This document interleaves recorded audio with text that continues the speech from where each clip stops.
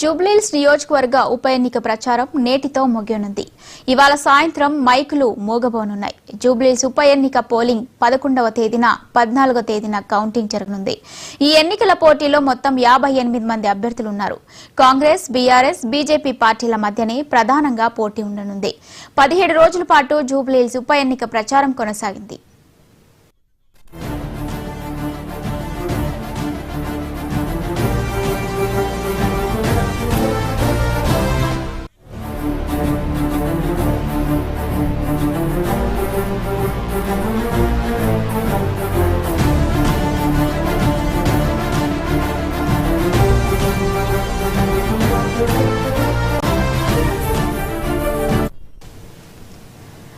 హోరాహోరీగా అన్ని ప్రధాన పార్టీల ప్రచారం సాగుతుంది. ఇవాళ చివరి రోజు కావడంతో భారీగా రోడ్ షోలు, ర్యాలీలకు కాంగ్రెస్, బీఆర్ఎస్, బీజేపీ నేతలు ప్లాన్ చేసుకున్నారు. 11వ తేదీన జూబ్లీహిల్స్ ఉప ఎన్నిక పోలింగ్ ఉండటంతో 48 గంటలు ముందుగా ప్రచారం అవనున్నాయి. 14వ తేదీన ఎన్నికల కమిషన్ అధికారులు ఓట్లు లెక్కించనున్నారు. జూబ్లీహిల్స్ నియోజకవర్గంలో 3,92,000 మంది ఓటర్లున్నారు. అధికార కాంగ్రెస్ ఇచ్చిన హామీలపై ఎన్నికల ప్రచారంలో బీఆర్ఎస్ టార్గెట్ చేసింది.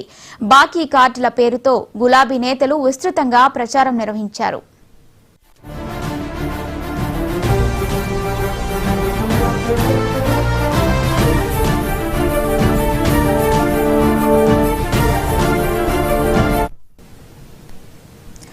బీఆర్ఎస్ వర్కింగ్ ప్రెసిడెంట్ కేటీఆర్ ప్రచారంలో అన్ని తానే వ్యవహరించారు.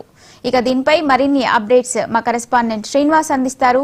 శ్రీనివాస్, మరి కాసేపట్లో ప్రచారం ముగియనుంది. దీనిపైన అప్డేట్స్ ఏంటి? మరికొద్దిసేపట్లో జూబ్లీహిల్స్ ఉప ఎన్నికకు సంబంధించిన ప్రచారం గడువు ముగుస్తుంది. సో ఈ నేపథ్యంలో కూడా ఇప్పటికే దాదాపు మైకులు, ప్రచార రథాలన్నీ పార్టీ ఆఫీసులకు చేరుకుంటున్నాయి. అదేవిధంగా మైకులు, డీజేలు సౌండ్లు ఇప్పటికే తగ్గుముఖం పట్టాయి. పార్టీ ఆఫీసులకు అన్ని చేరుకుంటున్న పరిస్థితి ఉంది. ఎందుకంటే 5 గంటల తర్వాత ప్రచారం నిర్వహిస్తే ఈసీ నిబంధనల ప్రకారం ప్రచారం నిషేధం కాబట్టి ప్రచారం ముగించుకొని కూడా ఇప్పటికే బయలుదేరుతున్న పరిస్థితి కనిపిస్తుంది. అయితే మొత్తం జూబ్లీహిల్స్ చెప్పొచ్చు Congress, BRS, BJP party. Congress party విషయానికి వస్తే కాంగ్రెస్ పార్టీ సీరియస్ గా ఫోకస్ చేసింది. అయితే తెలంగాణలో కాంగ్రెస్ ప్రభుత్వం అధికారులు ఫోకస్ చేస్తున్నటువంటి అభివృద్ధి సంక్షేమ పథకాలని ఏ విధంగా అమలు చేస్తున్నామో ఖచ్చితంగా జూబ్లీహిల్స్ లో కూడా గెలిస్తే, కాంగ్రెస్ అభ్యర్థి నవీన్ యాదవ్ గెలిస్తే ఈ నియోజకవర్గంలో కూడా అదే తరహాలో అభివృద్ధి చేస్తాము. ఇప్పటికే 500 కోట్లతో కూడా అభివృద్ధిని చేస్తున్నాం. జూబ్లీహిల్స్ నియోజకవర్గానికి ప్రత్యేక ప్యాకేజీ తీసుకొచ్చినట్టు కూడా ఇప్పటికే మంత్రులు చెప్తున్నారు. అయితే ఈ ఉప ఎన్నికను సీఎం రేవంత్ రెడ్డి ఛాలెంజింగ్ గా తీసుకున్నారు. ఖచ్చితంగా ఈ ఉప ఎన్నికల్లో గెలిచి తీరాలి.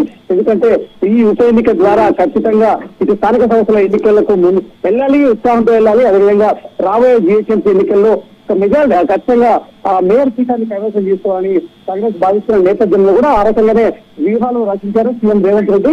ఆ విధంగానే ముందుకు ప్రచారంలో కూడా దూసుకొచ్చారు. 4 రోజుల పాటు రోడ్ షోలు, అదేవిధంగా ఇటు కార్నర్ మీటింగ్లతో కూడా ప్రచారంలో హోరెత్తించారు. కాంగ్రెస్ సీఎం రేవంత్ రెడ్డి రాకముందు ఒక ఎత్తు ప్రచారం, సీఎం రేవంత్ రెడ్డి వచ్చిన తర్వాత ఒక ఎత్తుగా ప్రచారం కొనసాగింది. ఈ నేపథ్యంలో కూడా రేవంత్ రెడ్డి ప్రచారం మొదలుపెట్టినప్పటి నుండి కాంగ్రెస్ రెట్టించిన ఉత్సాహంతో కూడా ప్రచారం కొనసాగింది. అదేవిధంగా పెద్ద ఎత్తున కార్యకర్తలు, అదేవిధంగా ప్రజలు కూడా తరలి వచ్చిన పరిస్థితి కనిపిస్తుంది. సో ఈ నేపథ్యంలో కూడా 7 డివిజన్లు జూబ్లీహిల్స్ నియోజకవర్గంలో ఉన్న నేపథ్యంలో కూడా 7 డివిజన్లకు 7 మంత్రులను ఇన్ఛార్జిగా వేశారు. అదేవిధంగా ఒక్కొక్క మంత్రికి ఏదో సపోర్ట్ గా 4 ఎమ్మెల్యేలు, 2 ఎంపీలతో పాటు కార్పొరేషన్ మొత్తం ఏదైతే 7 డివిజన్లో 18 మంది కార్పొరేషన్ ని వేసి సహాయకులుగా పెట్టారు. సో ఒక ప్రత్యేకమైన కమిటీలు, వివిధ రకాల కమిటీలను కూడా ఏర్పాటు చేసే పరిస్థితుంది. సో కోఆర్డినేషన్ కమిటీలు, మహిళా కోఆర్డినేషన్ కమిటీలు, అదేవిధంగా అయితే ఇతర కోఆర్డినేషన్ కమిటీలు చేసి అన్ని కమిటీలు పూర్తి స్థాయిలో కూడా నియోజకవర్గంలో ఏదైతే అన్ని ప్రజలకు అంటే గతంలో కూడా ఏ విధంగా అంటే గత టీఆర్ఎస్ ప్రభుత్వంలో ఏ విధంగా ఎలాంటి సంక్షేమ పథకాలు అమలు చేయలేదో అవన్నీ కాంగ్రెస్ ఒకవేళ జూబ్లీహిల్స్ లో నవీన్ యాదవ్ గెలిచి చేస్తే ఖచ్చితంగా చేస్తాం. ఎందుకంటే 10 ఏళ్లలో బీఆర్ఎస్ ఎలాంటి అభివృద్ధి చేయలేదు కాబట్టి ఖచ్చితంగా తెలంగాణ రాష్ట్రంలో కాంగ్రెస్ అధికారంలో ఉంది. జూబ్లీహిల్స్ నియోజకవర్గంలో అభివృద్ధి చేసి తీస్తామనే నినాదాన్ని ప్రజల్లోకి విస్తృతంగా తీసుకోవాలని కూడా సీఎం రేవంత్ రెడ్డి దిశానిర్దేశం చేశారు. ఈ నేపథ్యంలో కూడా పిసిసి అధ్యక్షుడు పార్టీ పరంగా మహేష్ కుమార్ గౌడ్, అదేవిధంగా ఇన్ఛార్జి మీనాక్షి నటరాజన్ ను ఎప్పటికప్పుడు దిశానిర్దేశం చేయడంతో పాటు విద్యుత్ సమావేశాలు ఏర్పాటు చేసి ఏదైతే నేతలకు ఈ రకమైన సలహాలు సూచనలు ఇచ్చి ఖచ్చితంగా జూబ్లీహిల్స్ ఉప ఎన్నికల్లో గెలవాలని కూడా పట్టుదలతో కూడా ఇప్పటికే ప్రచారాలు కొనసాగుతున్న నేపథ్యంలో కూడా మరికొద్ది సేపట్లో అయితే ఈ ప్రచార గడువు ముగుస్తుందని చెప్పాలి. ఇక తర్వాత ఈ అంటే 45 గంటల ముందు ఈ ప్రచారాన్ని ముగించారు కాబట్టి మీ ఎన్నికల నిబంధన ప్రకారం ముగించిన తర్వాత ఇప్పుడు అసలైన కార్యక్రమం. Right, thank you Srinivas.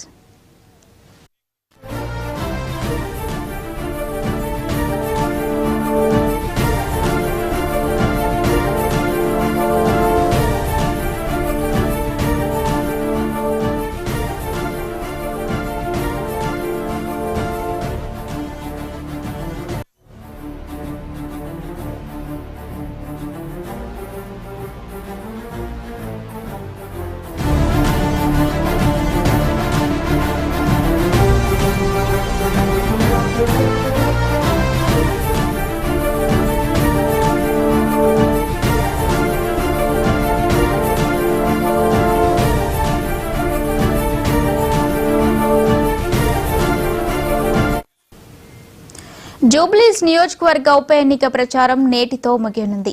ఇవాళ సాయంత్రం మైకులు మూగపోనున్నాయి. జూబ్లీహిల్స్ ఉప ఎన్నిక పోలింగ్ 11వ తేదీన, 14వ తేదీన కౌంటింగ్ జరగనుంది. ఈ ఎన్నికల పోటీలో మొత్తం 58 మంది అభ్యర్థులున్నారు. కాంగ్రెస్, బీఆర్ఎస్, బీజేపీ పార్టీల మధ్యనే ప్రధానంగా పోటీ ఉండనుంది. 17 రోజుల పాటు జూబ్లీహిల్స్ ఉప ఎన్నిక ప్రచారం కొనసాగింది.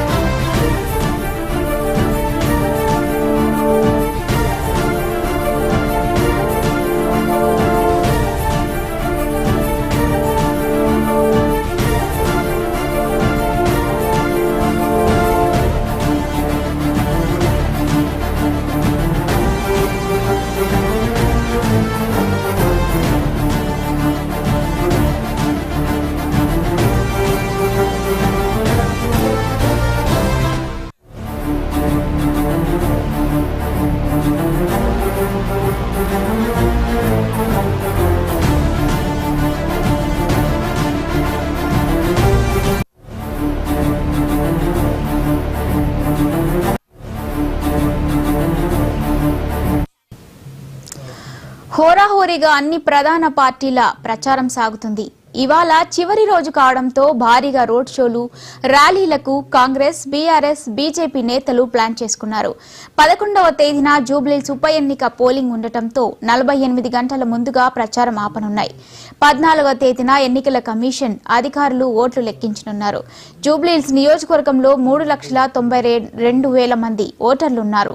అధికార కాంగ్రెస్ ఇచ్చిన హామీలపై ఎన్నికల ప్రచారంలో బీఆర్ఎస్ టార్గెట్ చేసింది. బాకీ కార్డుల పేరుతో గులాబీ నేతలు విస్తృతంగా ప్రచారం నిర్వహించారు.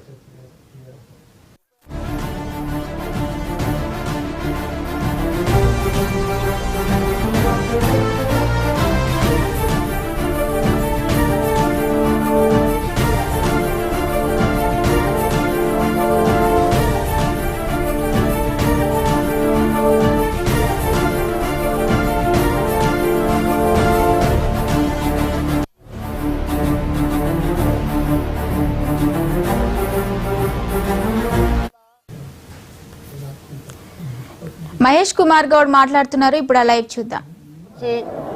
కంప్లైంట్ చేసి నా కొడుకు ఆసుపత్రిలో ఉన్నప్పుడు కనీసం చూడటానికి అవకాశం ఇవ్వలేదని ఆవేదన వ్యక్తం చేస్తున్న తరుణంలో జవాబు చెప్పాల్సింది కేటీఆర్ గారే. మాగంటి గారి పెద్ద భార్య కొడుకు తను అమెరికా నుంచి రాకుండా తీవ్రంగా ఒత్తిడి తెచ్చినారు. కనీసం అంత్యక్రియలు కూడా పాల్గొనే అవకాశము ఇవ్వలేదనే ఆవేదన వ్యక్తం చేస్తున్నటువంటి ఈ తరుణంలో దానికి కూడా జవాబు చెప్పాల్సింది కేటీఆర్ గారే. ఆ కుటుంబ తగాదాల్లో కాంగ్రెస్ పార్టీ తలదూచదు. కానీ ఇప్పుడు బయటకు వస్తున్నటువంటి సమాచారం, మీ ద్వారా తెలుసుకున్న సమాచారం ప్రకారం వాళ్ళు అడుగుతున్నట్టు, వాళ్ళు స్పందిస్తున్న ప్రశ్నలకి కేటీఆర్ గారు సరైన జవాబు ఇవ్వగలుగుతారు.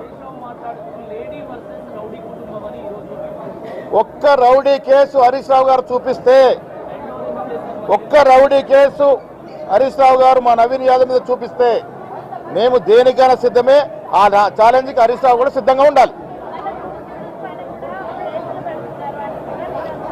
ఏ కేసుతో కూడా కాంగ్రెస్ పార్టీకి సంబంధం లేదు.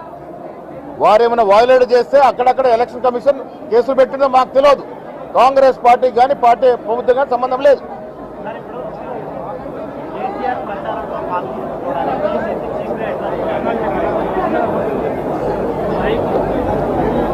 గట్టిగా ఒక్క చెట్లు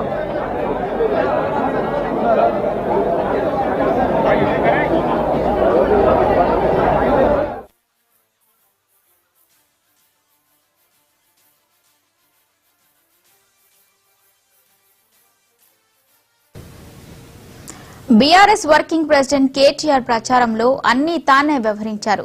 6 డివిజన్లలో రోడ్ షోలు నిర్వహించారు. సీఎం రేవంత్ రెడ్డి టార్గెట్ గా